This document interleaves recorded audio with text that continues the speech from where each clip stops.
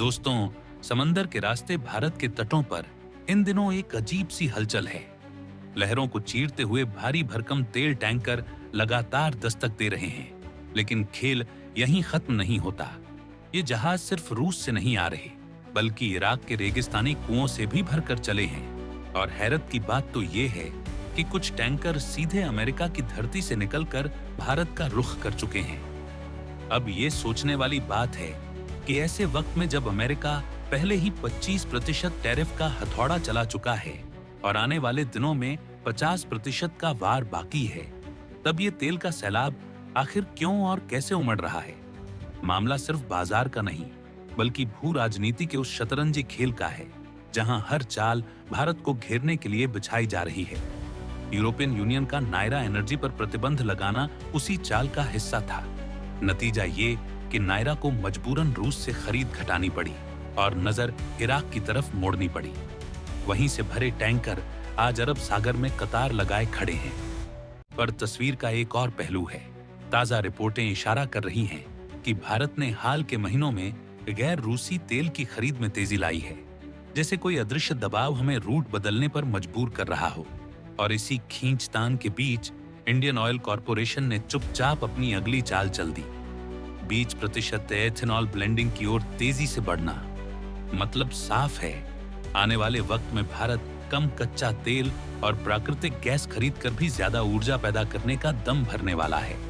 पर सवाल वहीं खड़ा है, क्या यह कदम हमें पश्चिमी साजिशों के जाल से निकाल पाएगा, या फिर यह भी उस खेल का हिस्सा है जिसे हम अब तक भांप नहीं पाए हैं? खेल चालू है और दांव पर सिर्फ तेल नहीं, भारत की ऊर्जा सुरक्षा, अर्थव्यवस्था और भू राजनीतिक स्वतंत्रता भी लगी है।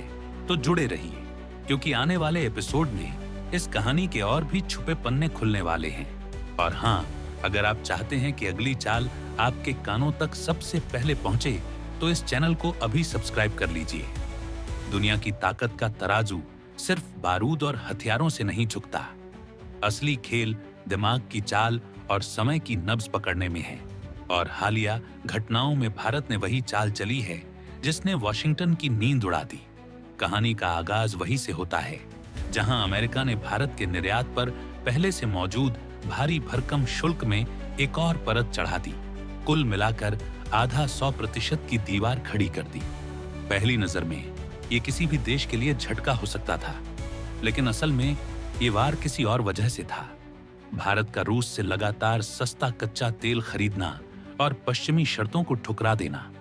सामान्य हालात में कई देश यहां झुक जाते, मगर भारत ने अपनी नजरें वहीं मोड़ दी जहां से खेल पलटा जा सकता था।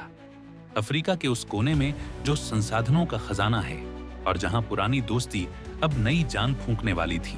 नाइजीरिया, पश्चिमी अफ्रीका का दिग्गज, जिसकी अर्थव्यवस्था महाद्वीप में सबसे बड़ी और जो बरसों से भारत के तेल का भरोसेमंद साथी रहा है, फिर से तस्वीर में आ गया।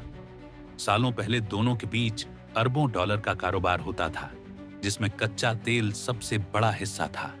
फिर वक्त ने रफ्तार धीमी कर दी, लेकिन अब इंडियन ऑयल कॉरपोरेशन ने एक ऐसी चाल चली है जिसने संकेत साफ कर दिए।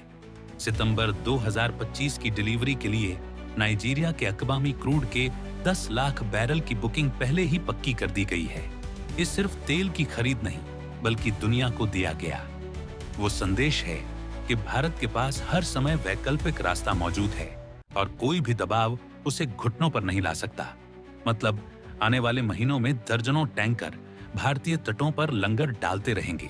और सिर्फ नाइजीरिया ही नहीं, रूस से भी लाखों बैरल का कारवां पूरी रफ्तार से हमारे बंदरगाहों पर उतरता रहेंगे।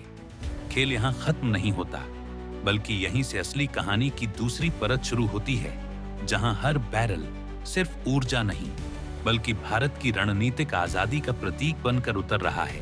तो तैयार रहिए, क्योंकि यह सिर्फ तेल की दास्तान नहीं, बल्कि उस भू राजनीतिक मुकाबले की गूंज है, जिसकी अगली चाल आने वाले दिनों में और भी बड़े खुलासे लेकर आएगी। अंतर्राष्ट्रीय मंच पर अक्सर दिखने वाले बड़े बड़े आर्थिक हथियार कभी कभी उतने घातक साबित नहीं होते जितना उनका शोर होता है। और अमेरिका के हालिया टैरिफ के मामले में यही हुआ। ताजा विश्लेषण बता रहा है कि इस झटके का असर भारत की अर्थव्यवस्था पर ऊपरी सतह पर ही है, जैसे किसी पत्थर को समुद्र में फेंकने पर लहरें बनती हैं, लेकिन गहराई अछूती रहती है।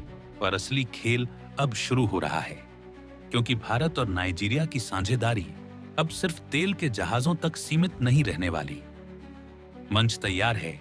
फार्मास्यूटिकल से लेकर कृषि मशीनरी, डिजिटल टेक्नोलॉजी से लेकर खाद्य प्रसंस्करण तक दोनों देश एक साथ कदम बढ़ा रहे हैं। आने वाले महीनों में यह रिश्ता अरबों डॉलर के कारोबार का नक्शा खींच सकता है।